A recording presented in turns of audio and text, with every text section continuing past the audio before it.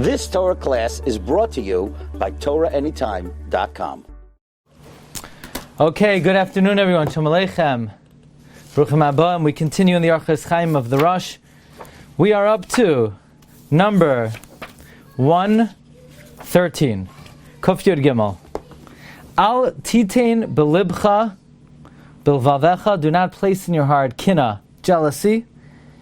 Shazuhi ra'a chayla. This is an evil illness, she'ein la refuah, that has no remedy. Now that's a frightening description. Don't put jealousy in your heart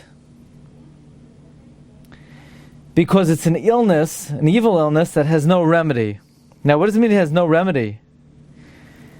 Of course it has a remedy. What about Barasi Yetzahara, Barasi Torah Tavlin? Isn't the Torah a remedy for the Yetzahara? Why can't Torah cure jealousy? So Rav Goldberg explains that what the Rosh means is that so long as the jealousy is in your heart, there's no way to heal it.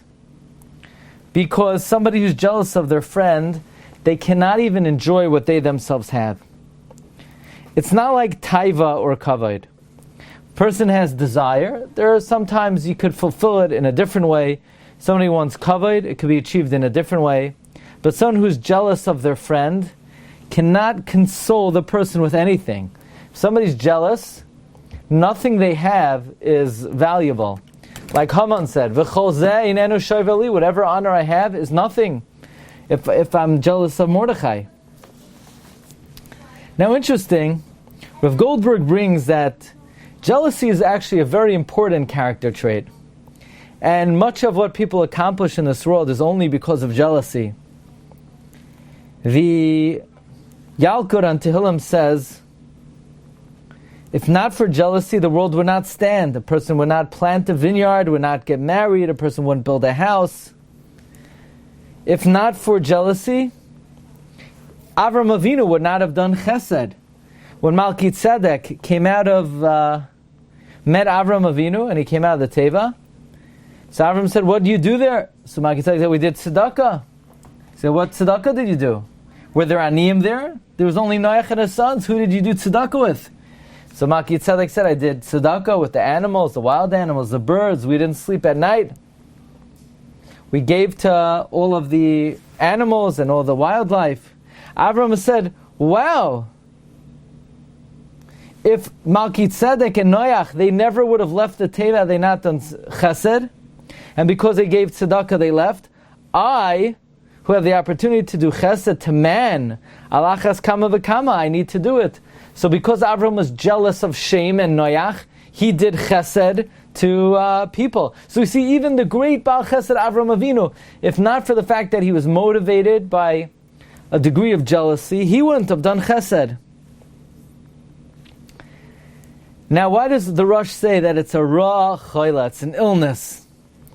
As Mesil Sisharm writes in Parak Yud Aleph, Rav Goldberg cites, Kina is a chisaron yediyah, it's a foolishness. Because the one who's jealous doesn't gain anything. He only hurts himself. He ruins himself. Like the pasuk says, the fool dies from jealousy. Ufoise tamis kina. Someone who's a fool is stricken in the mid of kina. And the Mesil Sisharm brings that some people are so foolish that if they see their friend has any benefit that they themselves don't have, they get worried, they're bothered, that they can't enjoy their own life. This is what it means, Viraka v'urakavat somois kina. Kina is the rotting of the bones. By the way, it's not a punishment. It's a natural consequence. It's a natural phenomenon. Kina is just a person eats themselves up. And there's no medicine while the person is experiencing the kina. There's no remedy for this. Interestingly, at the end of the life of Moshe Rabbeinu, Moshe said, keep me around and I'll give Yeshua my job. So Hashem said, all right, let's give it a try. So Moshe got up early in the morning and he went to Yeshua's house, and Yeshua went into the Oyel Moed, and the cloud descended and it separated between Moshe and Yeshua. When the cloud left, Moshe said, what did God tell you? So Yeshua said, look, when the cloud was with me, I knew what it was saying. But now I can't tell you. So Moshe said, Oy vey, I'd rather die 100 times than experience one jealousy. So we see that if a person is jealous, they could be on the madrega of Moshe at that time. There's no remedy for this illness. Let's see one more. Ois kufya dalad al targil ishava al gufcha. Do not train yourself to swear regarding your body that something should happen to you. Abafilu al dvar emes, even if you're swearing to the truth. Don't swear, I swear X, Y, and Z is true, otherwise something should happen to me. The Gemara in Gittin on Daf Lamed Hey brings the story that it was a year of famine, and someone deposited gold by an almana. She put it in the flour, she baked it, and she gave it to a poor man. The owner of the coin came back, and he said, give me my coin. She said, I should be poisoned. One of my children should be poisoned if I got any benefit from your dinar. And sure enough, it was in short time, one of her sons died.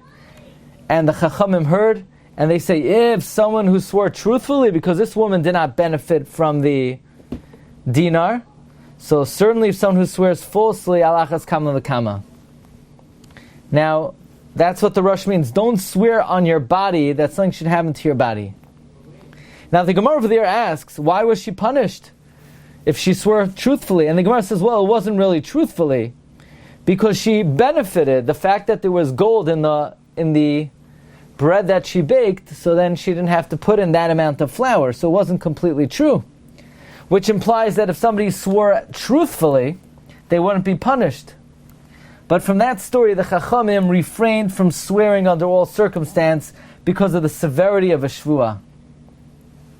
Now, let's say a person would know that their shvuah is absolutely true. Should they still avoid it? In the Gemara in Tamura on Daf Gimel we find, it says, Uvishmoi tishaveya. You should swear in God. Rashi says, it's permitted to swear truthfully in the name of God. Nevertheless, it's considered pious practice to refrain even from doing that. Now in our Chaim, we in Sim Kuf Nun Vav Sef Aleph, the Mechaber says you should be careful from swearing truthfully. Yanai HaMelech had 1,000 cities, and they were destroyed because they swore, even though they fulfilled it. So we see that the inyan of a shvuah is so chamor, and even if it's true, there's still a punishment. So the question is why? Why would there be such severe punishment if it's only milsa de chasidus? So we see that sometimes if the tzibur is lacking in something, even if it's a midas chasidus, they could also be punished.